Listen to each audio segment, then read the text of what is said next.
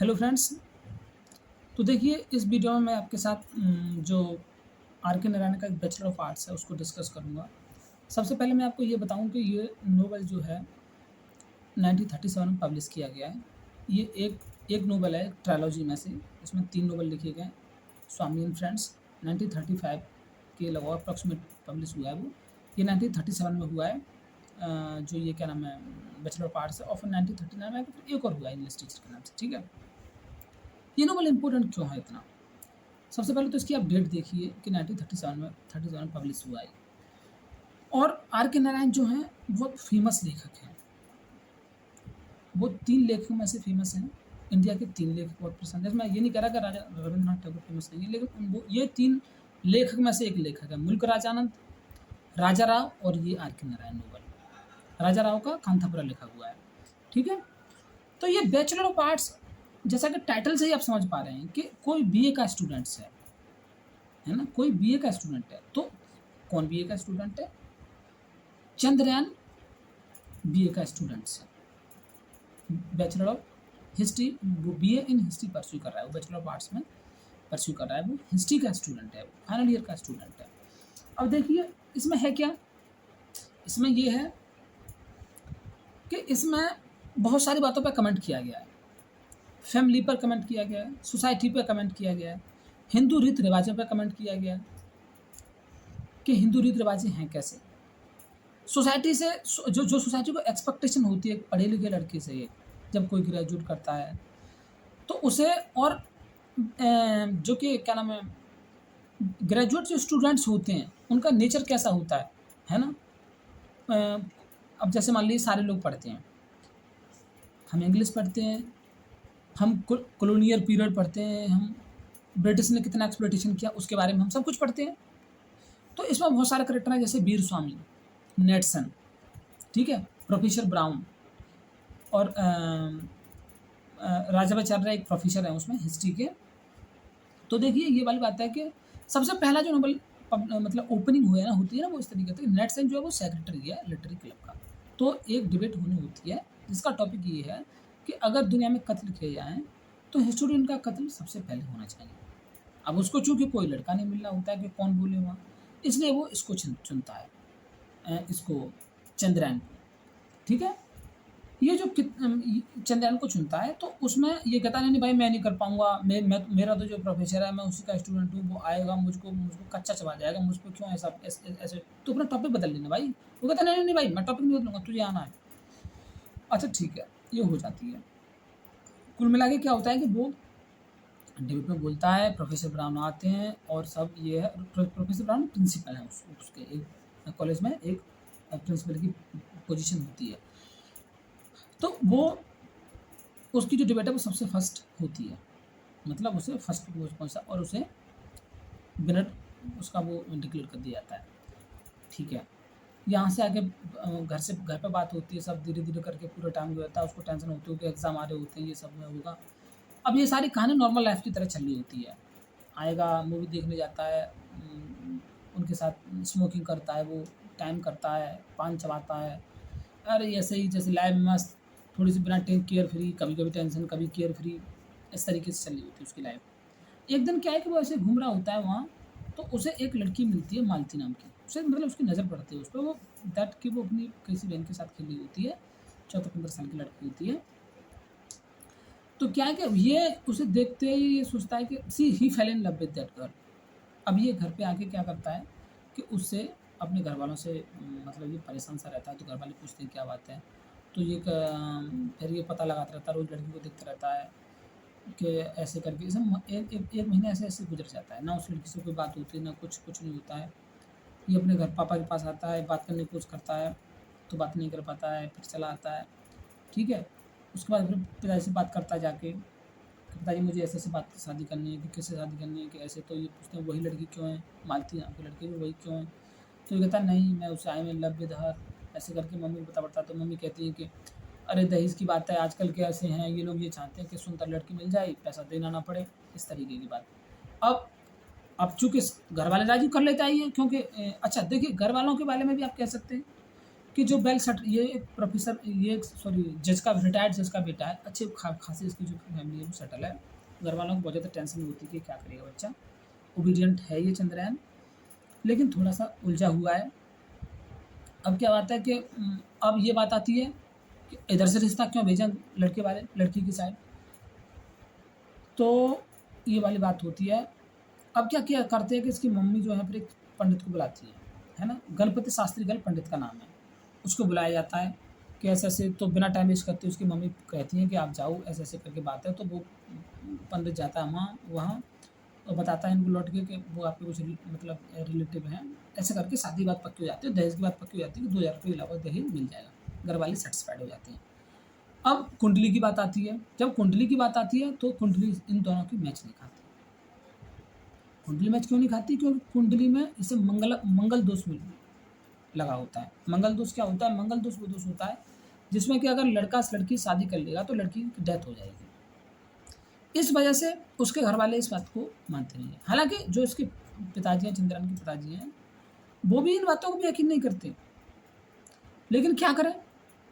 उसको ना इसको समझ में आती बात लड़के को, चंद्रयान को, ना इसके पिताजी को समझ आती, लेकिन मसला क्या है? हल नहीं हो सकता। उनको बता के ऐसे-ऐसे बात करते हैं, लेकिन कोई मसले का हल नहीं निकलता है। अब ये बेचारा उदास रहने लगता है।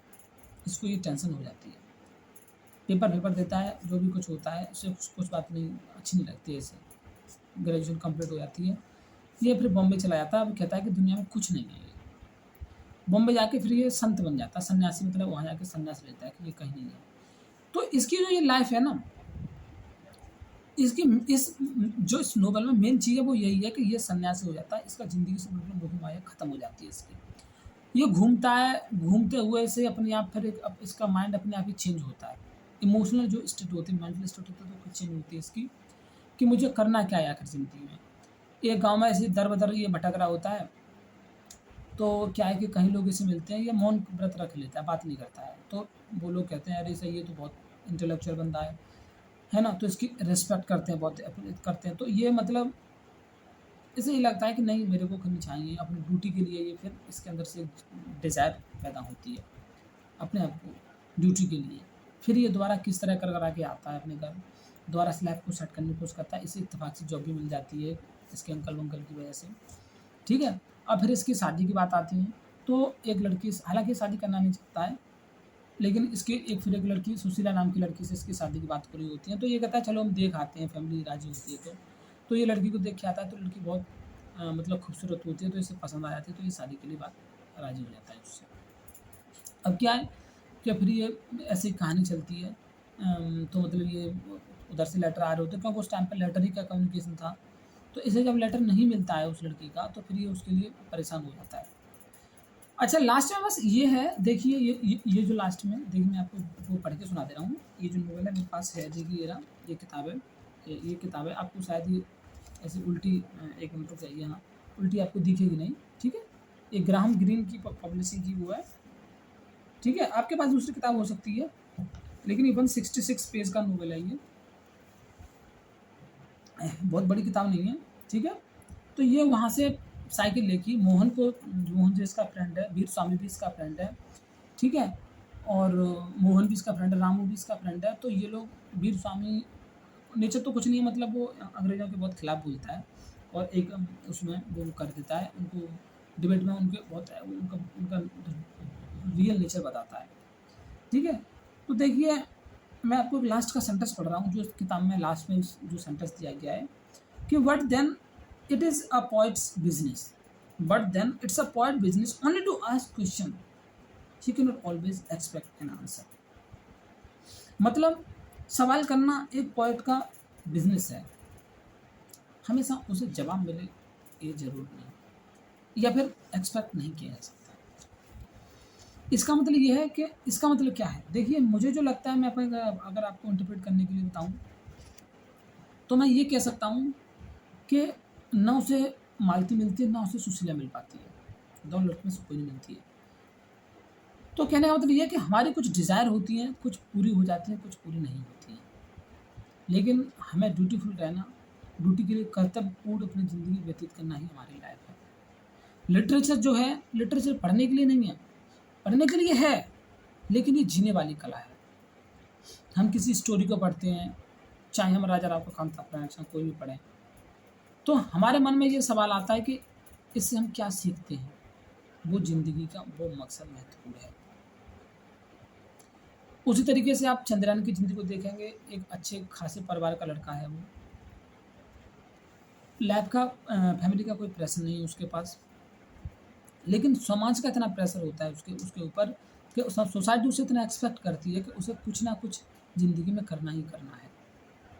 प्लस उसकी उससे लड़की से शादी नहीं होती तो वो एकदम उसके मन में से ज़िंदगी के लिए इच्छा खत्म हो जाती है ना? ज़िंदगी से उसके लिए खत्म हो जाती है तो वो एक सन्यासी बनने की कोशिश करता है, लेकिन उसे वहाँ भी शांति नहीं मिलती है। दोबारा आके वो अपनी बैक टू लाइफ़ आ जाता है अपनी वही ज़िंदगी में। तो कहने का मतलब ये है कि अगर आपको जो ये शांति जो ये मतलब शांति है, जो अशांति है, ये हमारे अंदर की चीज़ है, मेंटल स्टेट है। अगर हमको कुछ काम करके शांति नहीं मिल रही है, तो हो सकता है हम उस काम को छोड़ दें, अपना प्रोफ़ेशन चेंज कर दें, हमें फिर भी ना शांति मिले, हमारे माइंड को वो पीस ना मिले। तो बेटर यही है कि जो आप कर रहे हैं, आप उसी काम को कंटिन्यू करें, जहाँ भी है। ज़िंदगी से ड्यूटी से भागना ज़िंदगी नहीं है। ड्यूटी को हम पूरी तरीके से करें, ईमानदारी से करें। ज़िंदगी में हम अपने किरदार को पूरी ईमानदारी से निभाएँ, तो वो ही ज़िंदगी है, तभी हमारे मन को शांति मिलेगी। जैसे अगर हम एक मूवी देख रहे हैं, तो कम से कम मूवी का एंड तो हम देखें। लाइफ़ उस मूवी का एंड होगा तभी तो हमें ज़िंदगी समझ में आएगी। अब चंद्रयान अपनी ड्यूटी से भाग जाता है, तो उसका कुछ नहीं होता है, फिर भी नहीं शांति मिलती है। अब देखिए, वहीं पर मैं आपको मालती की और सुशीला की लाइफ़ बता रहा हूँ। ये 2 करैक्टर हैं जो कभी लाइट में नहीं आते। इनसे आप इंडियन वुमन का स्टेटस जान सकते हैं आप, फीमेल का स्टेटस जान सकते हैं आप कि गर्ल की मतलब इतनी बहुत ज़्यादा वो नहीं होती है, उनकी डिज़ायर नहीं पूछी जाती है। लेकिन जब वो फीमेल बन जाती हैं मतलब सॉरी जब वो वुमेन बन जाती हैं, तो उनमें जैसे कि चंद्रयान की जो माँ है, घर में माँ की चलती है। तो हमारी सोसाइटी को आप इस तरीके से भी डिस्क्राइब कर सकते हैं कि ऐसा नहीं है कि हमारी सोसाइटी में बात नहीं मानी जाती है फीमेल की, क्योंकि घर में चंद्रयान की माँ की चलती है।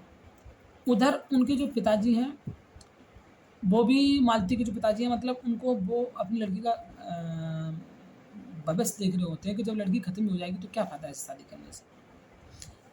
तो आप इसे कई तरीके से आप इसको स्ट्रक्चरलिज्म से भी इंटरप्रेट करते हैं, फेमिनिस्टिक पॉइंट्स ऑफ व्यू से भी इंटरप्रेट कर सकते हैं आप। ये आपके ऊपर है कि आप किस तरीके से इसको इंटरप्रेट करना चाह रहे हैं इस नॉवेल को। सोसाइटी के एक्सपेक्टेशन के बारे में आप इसे इंटरप्रेट करना चाह रहे हैं, कई भी तरीके से ये इंटरप्रेट किया जा सकता है। प्लस आर के नारायण के कुछ फेमस और वर्क हैं, जैसे मैं आपको बता चुका हूँ स्वामी एंड फ्रेंड्स हैं। तो माल देखिए अच्छा मैं एक बता दूँ आपको बात, मालगुडी जो है ना, मालगुडी जो टाउन है वो इनका एक फ़िक्शनल टाउन है। मालगुडी डेज़ में भी इन्होंने इसी तरीके से बताया, वो कहीं है नहीं, वो टाउन कहीं है नहीं, बस मतलब ऐसा ही होता है तो फ़िक्शन में, ऐसा ही तो होता है कि वो कहीं होता नहीं है, बस वो बताया जाता है, वो यथार्थ होता है। तो देखिए स्वामी एंड फ्रेंड्स हैं, डार्क रूम है इनका एक लिखा हुआ, द इंग्लिश टीचर है इनका लिखा हुआ, और ये इनके लिखे हुए वर्क हैं। मालगुडी डेज़ भी इनका एक है वर्क। तो ये सारी बातें हैं। तो आई होप कि मैं आपको ये जो नोवेल है वो आपको समझा पाया हूँ, और अगर आप नहीं समझे हैं तो आप मेरी इसको कमेंट कर सकते हैं। तो थैंक यू गाइस।